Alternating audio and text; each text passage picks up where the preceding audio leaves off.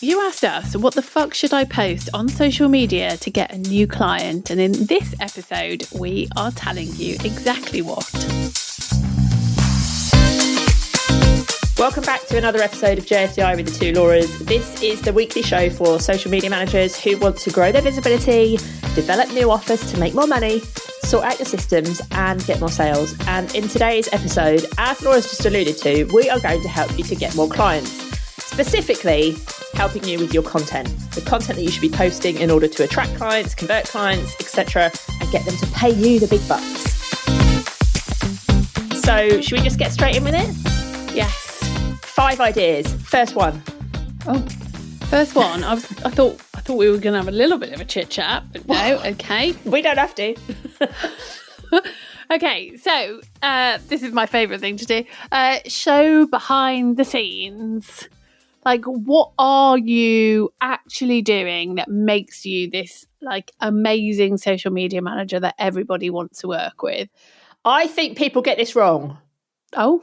Because I think if I was to say to the vast majority of social media managers, show behind the scenes, they'd show them walking the dog, doing the school run, maybe going out for coffee. They might show the setup of their office, maybe, but they wouldn't show doing the job. Yeah. And the job is the important thing. That's what we mean by showing behind the scenes.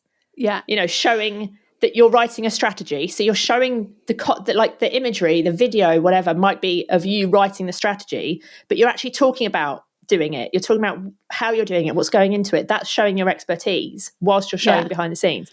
And not just the aesthetics of a strategy. Yeah. And if you're just showing, if I work freelance, so today I walk the dog, no offence, but no one really cares. No.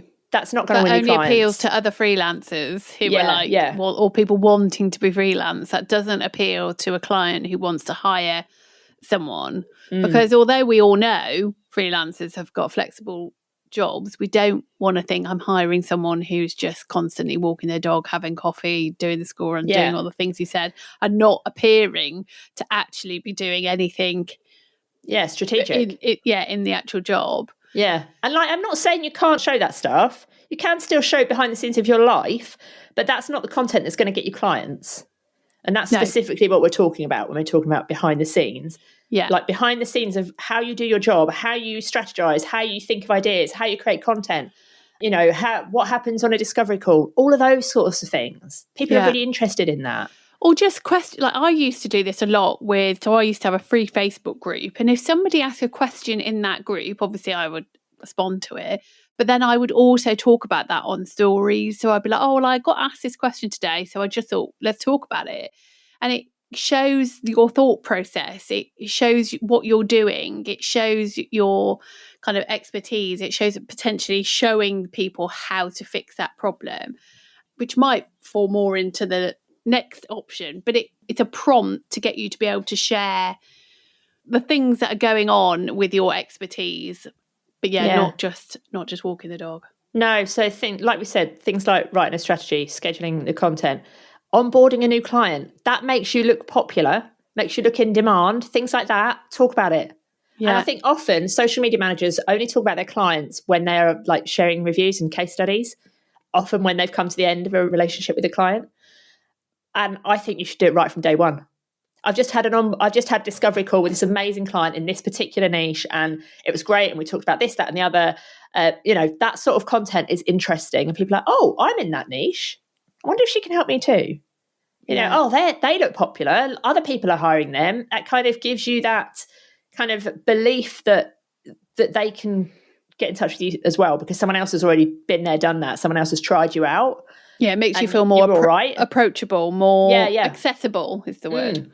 Yeah.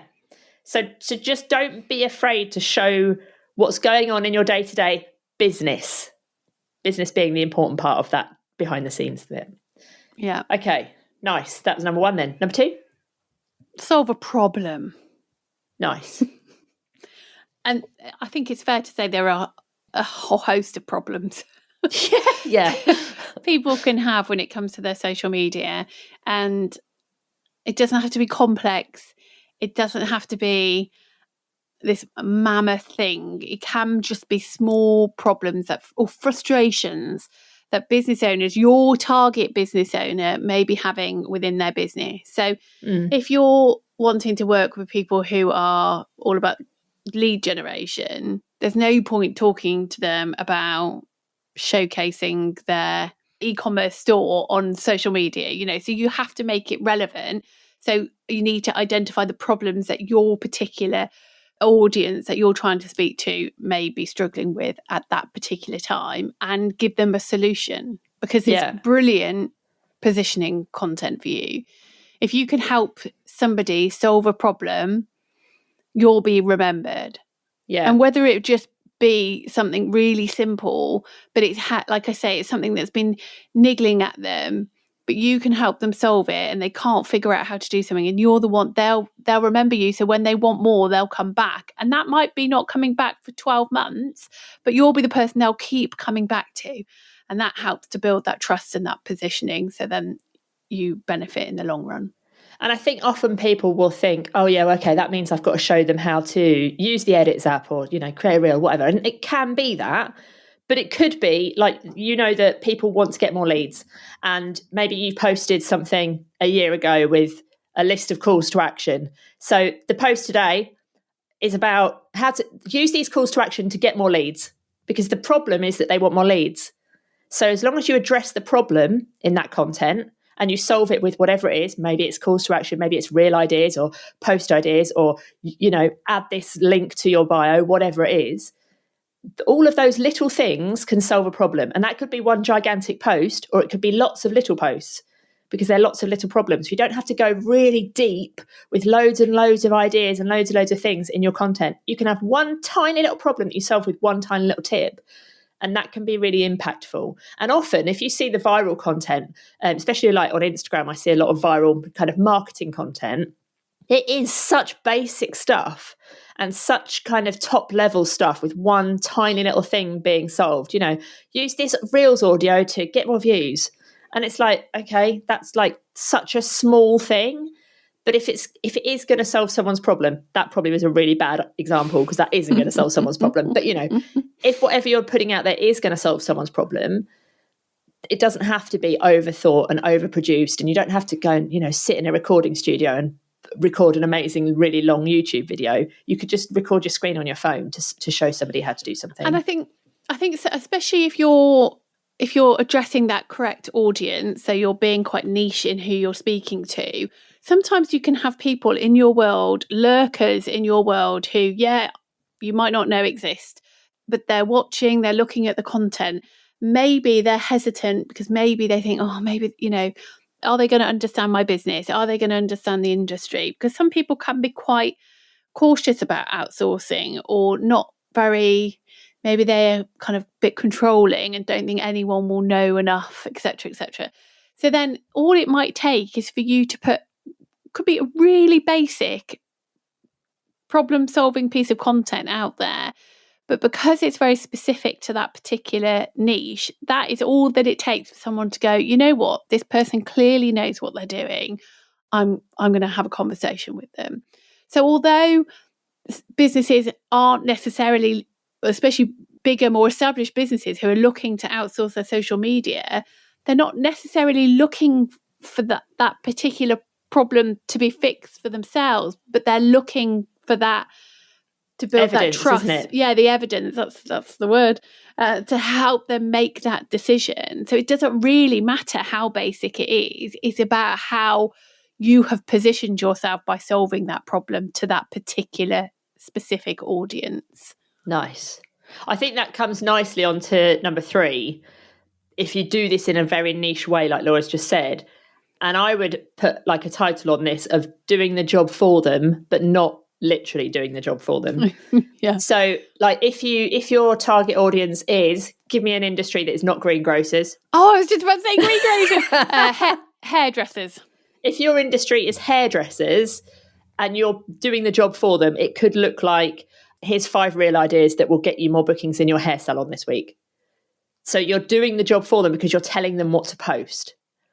Yeah. Right? It could be that. Here's audio. Viral trending audio. Viral trending audio that hairdressers can put over their before and after reels. Here are 5 hooks that. Yeah, I can't think of the rest of it. It's like here are 10 CTAs. Yeah. So you're doing the job for them, so they don't have to go and think of that thing or, start from scratch, but you're not really doing the job for them. Yeah. Here's 15 B-roll ideas as for a hairdresser. Yeah. See, I'm on a roll now. Nice. Love it. Okay, that was a really easy one. I think that's something that a lot of people do anyway. Yeah, and that content does well. If we put content out, here's your content ideas for social media managers, it always does well. In theory, we should post because that's what everyone loves. But we don't. No. Okay, number 4. Like social proof, sharing those results. And not just, as I think you said earlier, not just when you're at the end of that client relationship. You should be looking for opportunities to get client results throughout that whole time that you're working with a client and sharing it. Share. Without a doubt, on my social media marketing, whenever I shared, especially a cracking testimonial or an amazing result that I'd achieved for somebody, it would always generate inquiries. Yeah, and it still does for us on our account. Yeah. Like those posts from a vanity metrics point of view look like they died a death, but our inbox and our sales always go up when we do things like that. Yeah. And I think often people forget that. They just like, oh God, yeah, but whenever I post a testimonial, I don't get any likes. Yeah. Well, it doesn't matter if you've got people in your inbox or you've got people, booking a discovery call or what have you. That's the important bit, isn't it? That's the point of it.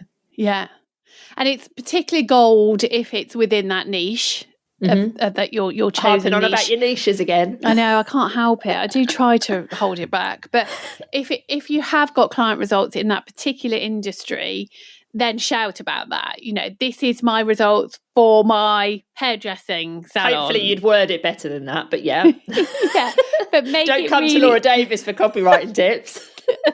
Maybe make it really clear that it's about that industry. Yeah. But if you're sat here thinking, oh, but I've only just chosen what industry I want to get into, or I'm new, or I don't really have that, you can still use all other results. Just make it as relevant as possible. So yes, maybe you want to work with hairdressers, but you never have before, but actually you have worked with different clients in the past or businesses in the past where you have maybe generated inquiries. Every business wants inquiries. So yeah, a lot of your social proof hopefully can be transferable. And if you're brand new and haven't got any results, then think about how people describe you.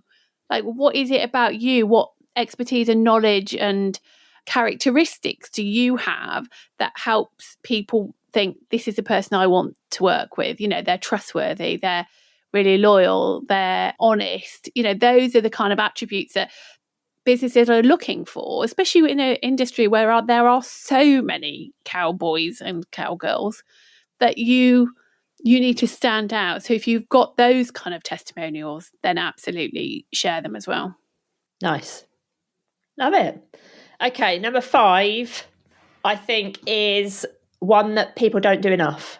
And this is a little bit like showing behind the scenes, but this is showing the actual process of something. I love watching unboxing videos lately on TikTok, but they're always very, very specific.